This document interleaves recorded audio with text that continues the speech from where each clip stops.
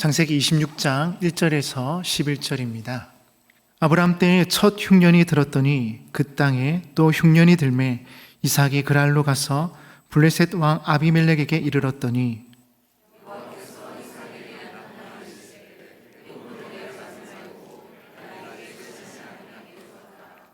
이 땅에 거류하면 내가 너와 함께 있어 내게 복을 주고 내가 이 모든 땅을 너와 내 자손에게 주리라. 내가 내 아버지 아브라함에게 맹세한 것을 이루어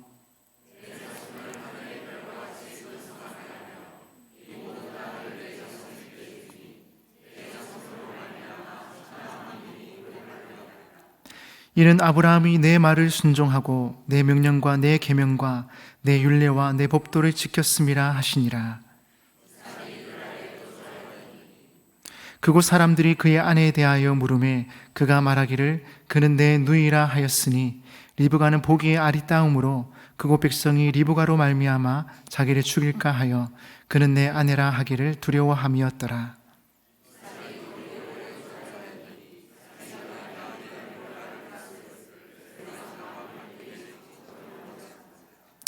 이에 아비멜렉이 이삭을 불러 이르되 그가 분명히 내 아내건을 어찌 내 누이라 하였느냐.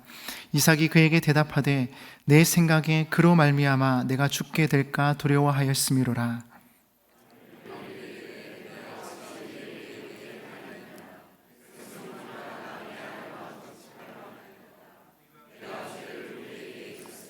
다 같이요. 아비멜렉이 이에 모든 백성에게 명하여 이르되 이 사람이나 그의 아내를 범하는 자는 죽이리라 하였더라. 아멘. 살다 보면 누구나 문제에 부딪히고 위기의 순간을 맞이하기도 합니다. 믿음의 사람 이삭도 예외는 아니었습니다. 1절에 보니 그 땅에 또 흉년이 들었습니다. 1절입니다. 아브라함 때에 첫 흉년이 들었더니 그 땅에 또 흉년이 들매 이삭이 그랄로 가서 블레셋 왕 아비멜렉에게 이르렀더니 이삭은 자신이 거주하던 땅에 극심한 흉년이 들자 그랄 땅으로 이주했습니다. 그런데 2절에 보시면 하나님께서 이삭에게 나타나셔서 애굽으로 내려가지 말고 가나안 땅에 머물 것을 지시하십니다. 이삭은 극심한 흉년을 맞아 비교적 곡물이 풍부했던 애굽으로 내려가려고 했습니다. 그 도중에 블레셋 땅 그랄에 잠시 머물렀던 것입니다. 그런데 성경에서 애굽은 부요와 각종 우상 숭배로 인하여 언제나 택한 백성들에게 있어서 유혹의 장소로 등장합니다. 이러한 의미에서 애굽은 성도들을 죄로 유혹하는 죄악의 도성, 즉 세상을 상징하곤 합니다. 요한일서 2장 15절 16절에 보시면 이 세상이나 세상에 있는 것들을 사랑하지 말라. 누구든지 세상을 사랑하면 아버지의 사랑이 그 안에 있지 아니하니 이는 세상에 있는 모든 것이 육신의 정욕과 안목의 정욕과 이생의 자랑이니 다 아버지께로부터 온 것이 아니요 세상으로부터 온 것이라. 육신의 정욕, 안목의 정욕, 이생의 자랑, 이것이 다 세상으로부터 온 것이라 합니다. 그래서 세상이나 세상에 있는 것들을 사랑하지 말라 말씀합니다. 돈이 필요하고 명예와 권력과 인기도 필요한데 이런 것들을 추구하다 보면 세상이나 세상에 있는 것들을 사랑하게 된다는 것입니다. 이것이 문제입니다. 결국은 하나님의 품으로부터 점점 멀어져 가게 된다는 것이죠. 여러분, 우리가 하나님의 말씀대로 살아가다 보면 이런저런 어려움을 만나게 됩니다. 이전에 이삭에게 아이가 없을 때 이삭이 어떻게 했습니까?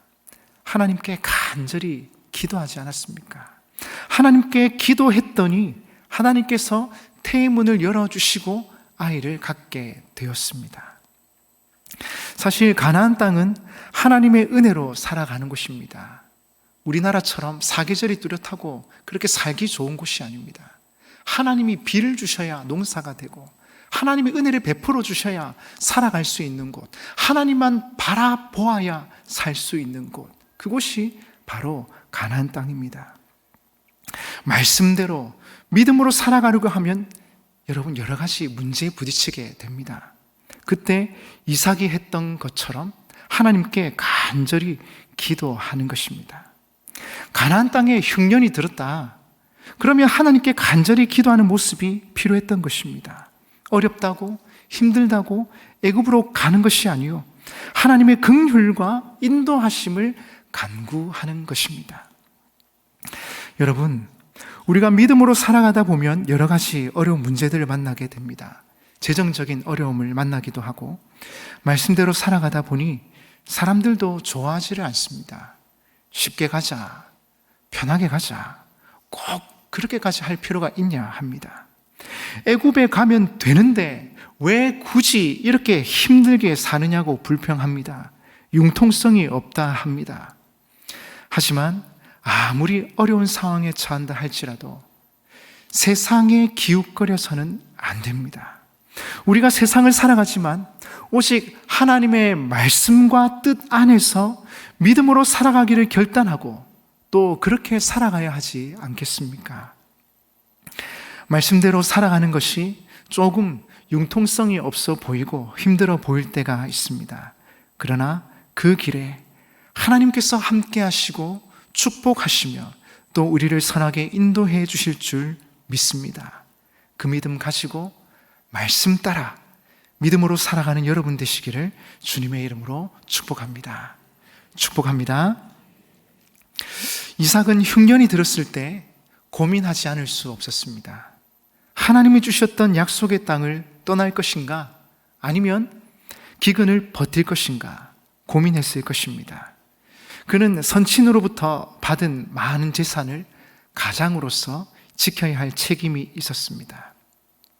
흉년 때 그 자리를 계속 지키다 보면 재산을 다 잃어버릴 수도 있습니다. 그 자리에 있자니 괴롭고 떠나자니 더 괴로워서 무엇을 어떻게 해야 할 것인가 고민이 됩니다. 결국 이삭은 하나님의 약속보다는 흉년을 피해야 한다는 현실에 굴복합니다. 일단 위기를 피하기 위해서 애굽행을 결정하고 길을 떠났는데 도중에 블레셋 왕국을 지나야 했습니다. 블레셋 왕은 아비멜렉이고 수도는 그랄입니다. 그때 하나님께서 나타나십니다. 2절입니다. 여호와께서 이삭에게 나타나 이르시되 애굽으로 내려가지 말고 내가 내게 지시하는 땅에 거주하라. 하나님의 뜻은 이삭의 생각과 달랐습니다.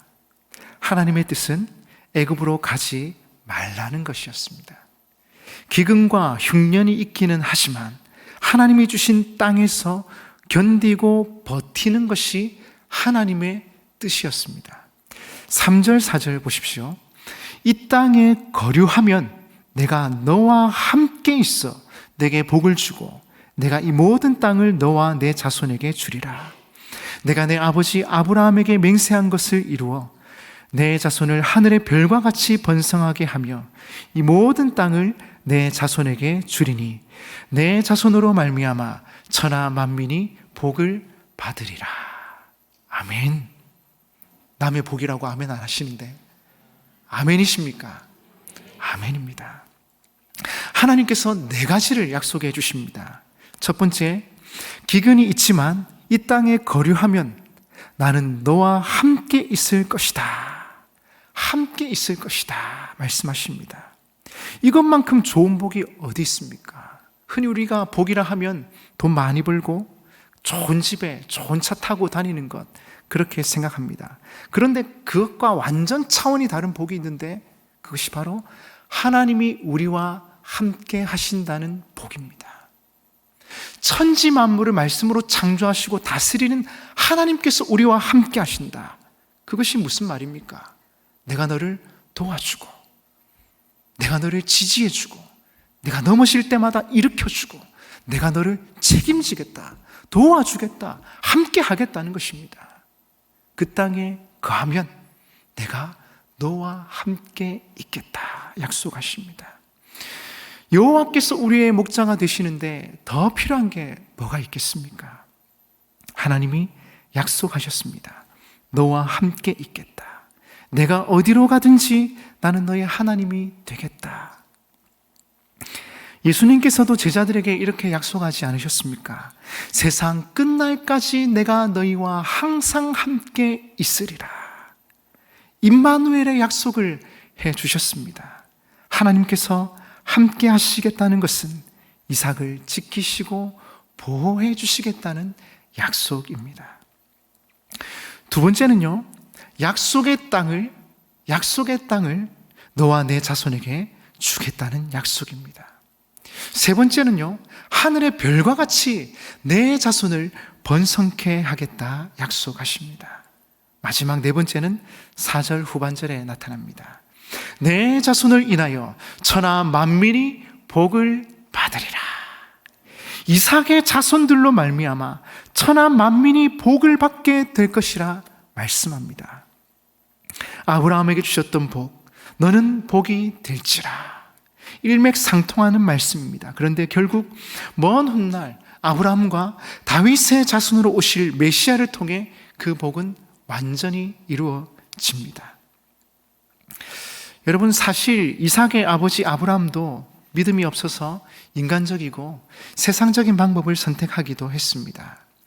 하지만 하나님의 연단과 훈련을 받아 드디어 하나님이 주시는 믿음의 성숙기로 들어서게 됩니다. 아브라함은 어떻게 믿음의 성숙기로 들어가게 되었습니까? 어떻게 하나님이 원하시는 믿음의 사람이 되었던 것입니까? 그 해답이 5절에 나타나 있습니다. 5절 같이 읽어보겠습니다. 시작.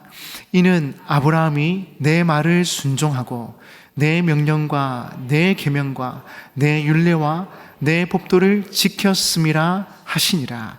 아멘. 아브라함이 하나님의 말씀을 순종하고 명령과 계명과 율례와 법도를 지켰다. 너희 아버지가 지켰다. 이렇게 말씀하고 있습니다. 축복과 성숙과 믿음의 비결은 바로 순종입니다. 순종하는 그곳에 하나님의 축복과 은혜와 성숙과 성장이 있다는 것입니다. 어떤 사람은 하나님을 믿으면서도 계속 원망과 불평과 짜증이 있습니다. 왜 하나님 이렇게 하십니까? 왜 하나님 이것밖에 안 주십니까? 왜 하나님 저만 이렇게 힘듭니까? 하나님도 괴롭고 자기도 괴로운 신앙생활을 하게 됩니다. 하나님의 마음이 이해가 되고 하나님의 뜻이 믿어지면 순종하게 됩니다. 그리고 하나님 주시는 평안과 자유를 누리게 되고 그러다 보니 하나님을 섬김에 있어서 갈등과 고민이 없어집니다.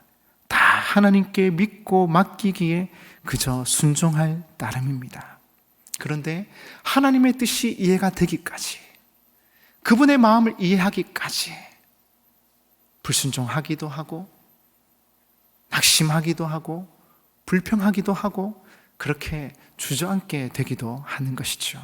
그러나 우리가 하나님의 뜻을 이해하고 하나님의 마음을 이해하게 된다면 결국 순종하게 될 것입니다. 왜냐하면 그 순종하는 가운데 하나님의 크신 축복과 역사가 함께 하시기 때문입니다. 순종은 하나님의 약속과 복을 이루는 비결이요, 하나님의 뜻을 이루게 하는 방법입니다.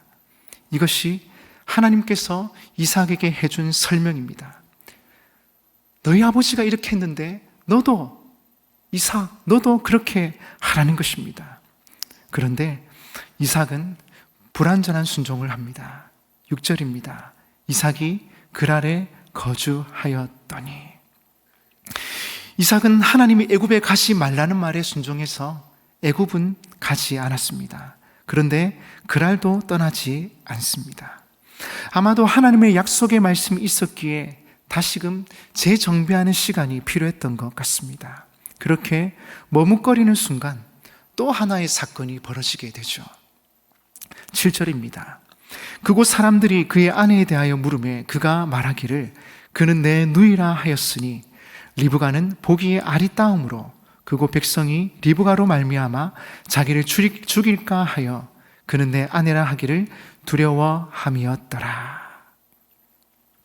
믿음이 없을 때 환경과 사람에 대해 두려움을 갖기 마련입니다. 심지어 자기 아내가 예쁘다는 것도 것도 두려움의 대상입니다. 내 아내가 이렇게 예쁘고 매력적이니 다른 남자들이 탐하다가 나를 죽일 수도 있겠다라고 생각한 것입니다. 하나님을 두려워해야 하는데 사람을 두려워하다 보니 이렇게 올무에 걸리기도 합니다. 또 두려움이란 거짓말을 만들어내기도 합니다. 7절에 보시면 부전자전이라는 말이 생각이 납니다. 아브라함도 두려운 마음에 거짓말을 하지 않았습니까? 그런데 거짓말은 오래 가지 못하고 시간이 가면 들통이 나기 마련입니다. 8절 9절에 보십시오. 이삭이 거기 오래 거주하였더니 이삭이 그 아내 리브가를 껴안은 것을 블레셋 왕 아비멜렉이 창으로 내다본지라. 이에 아비멜렉이 이삭을 불러 이르되 그가 분명히 내 아내거늘 어찌 내 누이라 하였느냐. 이삭이 그에게 대답하되 내 생각에 그로 말미암아 내가 죽게 될까 두려워하였음이로라. 자기 아내를 껴안았다는 것, 아무것도 아닌 일이 그의 거짓말로 인하여 사건이 되어버립니다. 그리고 수치를 당합니다. 여기서 이삭은 믿음의 사람이라고 하기에는 부족해 보입니다. 그는 아직도 세상 사람들과 똑같이 상황과 형편에 따라 거짓말을 하기도 하고 사람과 환경을 두려워하기도 합니다. 그런데 여러분, 놀라운 사실은 하나님께서 이런 이삭을 이해해 주시고 또 믿음의 사람으로 다듬어 가시더라는 사실입니다. 이것이 은혜입니다. 넘어지고 쓰러지지만, 실수하지만, 문제 앞에, 큰 상황 앞에 낭망하기도 하지만 하나님께서 다 이해해 주시고 다시금 다른 길을 열어주시는 것입니다. 11절에 보십시오. 아비멜렉이 이에 모든 백성에게 명하여 이르되 이 사람이나 그의 아내를 범하는 자는 죽이리라 하였더라. 아비멜렉이 다 커버해 줍니다. 아비멜렉이 모든 백성들에게 절대 이삭의 아내는 건들지 말라고 명령까지 내립니다. 이삭은 부족하고 실수가 많았음에도 불구하고 하나님께서 그를 지켜주시고 보호해 주셨던 것입니다. 그렇게 하나님의 시련과 연단을 통하여 이삭은 조금씩 믿음의 사람다워집니다. 여러분, 우리도 믿음으로 살아간다 하면서도 자주 넘어집니다. 실수합니다. 그런데 하나님께서는 그런 우리를 이해해 주시고 다시금 일어설 수 있도록 기다려 주시고 일으켜 주시고 도와주십니다. 저는 이삭을 보면서 제 모습을 보곤 합니다. 그리 결단력도 없고 싫은 소리도 잘 못하고, 그런데 하나님께서는 그런 이삭을 이해해 주시고 믿음으로 살아가도록 사람들을 붙여주시고 때로는 하나님께서 직접 간섭하기도 하십니다. 그런 하나님께서 우리의 아버지이시기에 여러분 얼마나 든든합니까? 우리에게 든든한 백이 있습니다. 이것을 기억하시고 믿음으로 말씀대로 순종하며 살아가는 여러분 되었으면 합니다. 믿음의 길, 순종의 길을 가는 것입니다. 이 길이 쉬운 길은 아닙니다. 좁은 길이 될 수 있습니다. 그러나 기억하십시오. 하나님께서 우리와 함께 하시며 샘솟는 은혜와 축복과 능력으로 함께 하실 것입니다. 이삭아, 애굽으로 내려가지 말고 나와 함께 있자. 약속의 땅에서 나와 함께 있자. 세상의 길로 가지 않고 성공의 길로 가지 않고 내가 바라는 그 길, 내가 명하는 그 길 갈 때 내가 너와 함께 하겠다. 내가 너를 도와주겠다. 내가 너를 책임지겠다. 내가 모든 것이 합력하여 선을 이루는 그 기적을 이루어 주겠다. 여러분, 우리가 문제에 부딪히면요, 계산을 먼저 합니다. 어디로 가야 할까? 어떻게 할까? 알바를 하자니 주일 예배를 제대로 못 지킬 것 같고, 이 직장을 가자니 하나님 제대로 섬길 수 없을 것 같고, 돈을 선택하자니 찔리고, 믿음의 길을 가자니까 성공이, 돈이 보이질 않고. 그런데 여러분, 오늘 이 말씀을 우리가 명심해 보았으면 합니다. 하나님께서 원하시는 그 길을 갈 때 하나님께서 우리에게 주시는 복이 무엇인가? 내가 너를 책임지겠다는 겁니다. 내가 너를 도와주겠다는 겁니다. 내가 너와 함께 하겠다는 겁니다. 내가 너와 그 길을 같이 가면서 일으켜주고 도와주고 사람들 보내주고, 힘들고 어려운 길이지만, 좁은 길이지만 그 길 위에 하늘의 은혜가, 하늘의 축복이 함께한다. 그 길을 갔으면 좋겠다. 그 길은 믿음의 길, 순종의 길, 은혜의 길이다. 여러분, 혹시 고민하고 있는 문제들이 있습니까? 어느 길을 가야 할지 계산하고 계십니까? 오늘 이삭을 보면서 우리도 똑같은 실수를 범하지 말고, 하나님, 믿음의 길 가기를 원합니다. 저에게 믿음 더하여 주시옵소서. 하나님, 제가 아직도 머뭇머뭇거리고 있습니다. 하나님이 영순위가 되어야 하는데 아직도 세상에 욕심이 남아 있습니다. 주여, 이 욕심들 다 드러내 주시고 주의 길, 주님 원하시는 그 길, 믿음의 길, 순종의 길 갈 수 있도록 도와주시옵소서. 오늘도 기도하는 가운데 확신을 가지고 이 믿음의 길, 순종의 길 가는 여러분 되시기를 주님의 이름으로 축복합니다. 축복합니다.